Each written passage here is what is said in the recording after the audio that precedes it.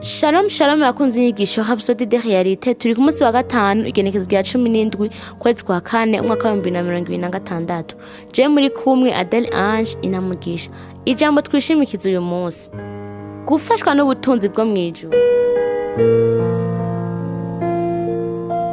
Turasoma mu musiguzi c'indwi ku murongo wa 12.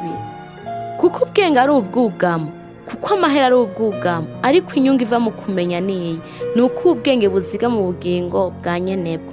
Imana yaduhaye ubwenge hamwe n'uburyo bw'amafaranga bukenewe kugira ngo dushobore kurangura iyerekwa ryayo. Ubutumwa bwiza ni ikintu gikomeye cyane kandi cihutirwa ku buryo tudakwiye kugira ingaruka yo kubura amafaranga. Ubutumwa buhindura ubuzima busaba ibikoresho n'amafaranga kugira ngo bukwiragizwe, kandi Imana yabiteguye ku bana bayo biciye muri mpwemu wayo. Yaraduhaye ku bwinshi byo dukeneye byose kugira ngo umugambi wayo tuwukore. Niyo mpamvu ugomba kugira ivyiyumviro vyiza ku bijanye n'amafaranga. Ntukigere ucibwa intege n'ivyo ubona.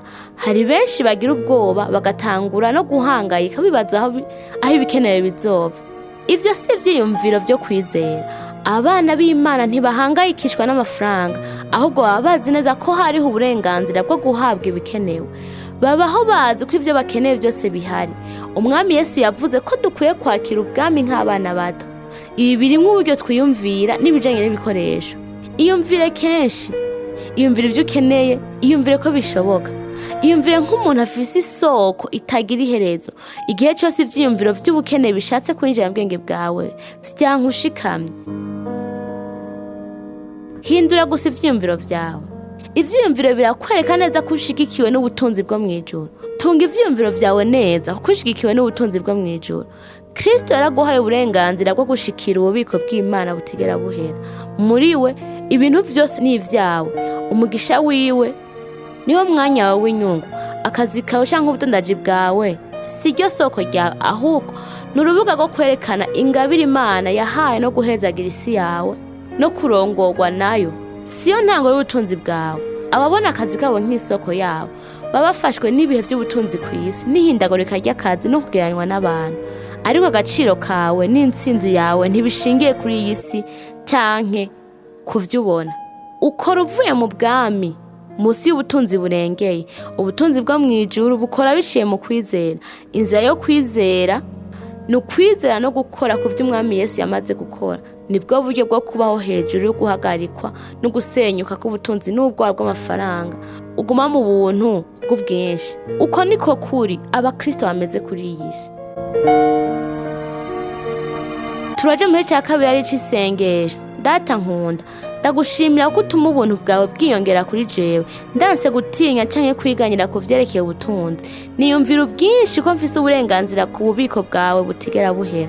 Nkoresha amahera kubw'intumbero yawe kandi ndabaho nk'ugabura imihezagiro y'ubwami mu izina rya Yesu. Amen.